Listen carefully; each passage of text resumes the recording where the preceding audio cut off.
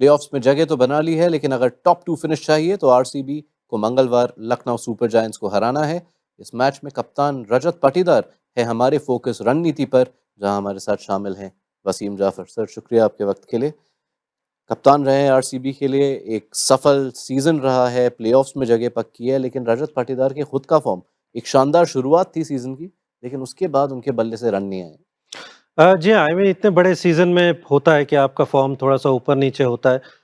But शायद going into playoffs उनका form बहुत मैटर करेगा और इससे पहले हमने देखा है कि उन्होंने शतक भी लगाया हुआ है। तो उनके पास वो काबिलियत है, बहुत अच्छे फ़ॉर्म से गुज़र रहे थे। और वो मिडल ओवर्स में उनके पास अब मुझे ऐसा लगता है कि रजत पाटीदार की बहुत ज़रूरत होगी, क्योंकि पडिक्कल अवेलेबल नहीं है। जी। उसके अलावा टिम डेविड नहीं है। तो रजत पाटीदार का रोल मुझे ऐसा लगता है कि बहुत इम्पोर्टेंट है। ऑब्वियसली ऊपर विराट कोहली और फिल सॉल्ट तो हैं।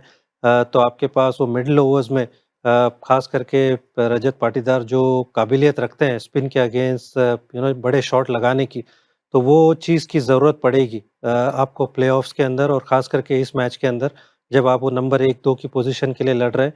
तो आई फ़ील के ये टाइम है कि रजत पाटीदार को थोड़ा-सा स्टेप अप होना होगा। स्पिन का जिक्र किया आपने, और जो एक सरप्राइजिंग आंकड़ा है वो ये है कि पिछले 7 पारियों में स्पिन के खिलाफ काफी असफल रहे हैं पाटीदार। 3 बार हुँ। आउट भी हुए हैं, स्ट्राइक रेट 100 के नीचे है। तो इसके पीछे क्या कारण? आई थिंक थोड़ा-सा आप माने जाते हो कि आप छक्के लगाते हो, तो कहीं न कहीं थोड़ा-सा आप कैरिड अवे भी हो जाते हो आप। और जैसे मैंने कहा कि एक बड़ा जब टूर्नामेंट होता है, तो बहुत कम ही हमने देखा है कि थ्रू आउट द सीज़न कोई बल्लेबाज लगातार वो 14-15 गेम्स में फ़ॉर्म में रहता है, तो वो डिप तो आना है। बट आई फ़ील कि थोड़ा-सा बैक टू बेसिक्स जाना होगा ड्राइंग बोर्ड में।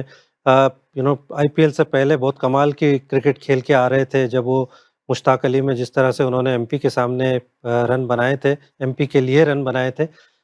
तो शायद वो ड्राइंग बोर्ड पे जाने की ज़रूरत है। थोड़े अपने अच्छे नॉक्स देखने की ज़रूरत है और वो फ़ॉर्म को वापस लाने की ज़रूरत है।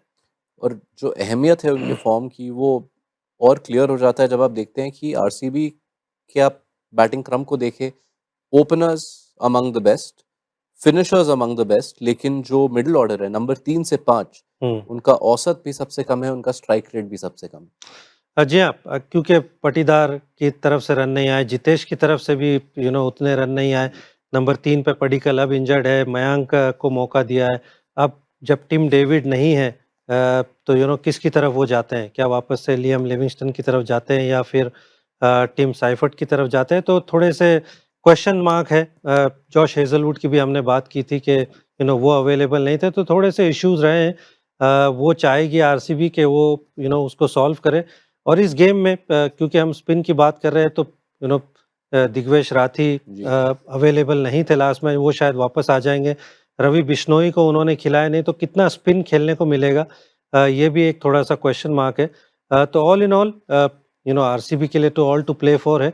बट जिस तरह से एलएसजी खेल रही है, क्योंकि हमने देखा है वो ट्रेंड के टीमें बिल्कुल जो बाहर हो चुकी है, वो एक तरह से डिफरेंट टीम नज़र आ रही है last stage of the game. तो क्या उस तरह का गेम देखने को मिलेगा, ये इस मैच में पता चलेगा। पाटीदार के लिए निजी प्रिडिक्शन कि क्या उनसे रन बनेंगे या दिग्वेश राठी एक और साइन ऑफ करेंगे? मैं चाहूँगा पाटीदार रन बनाए। मैं प्रेडिक्ट करना चाहूँगा कि एक 60 प्लस स्कोर। ओके, शुक्रिया वसीम जाफर आपके वक्त के लिए। वसीम जाफर मानते हैं कि रजत पाटीदार इस आखिरी मुकाबले में 60 से ज़्यादा बनाएंगे और आरसीबी को उस टॉप 2 में जगह दिलाएंगे। आपको क्या लगता है? बताइए हमें कमेंट सेक्शन में।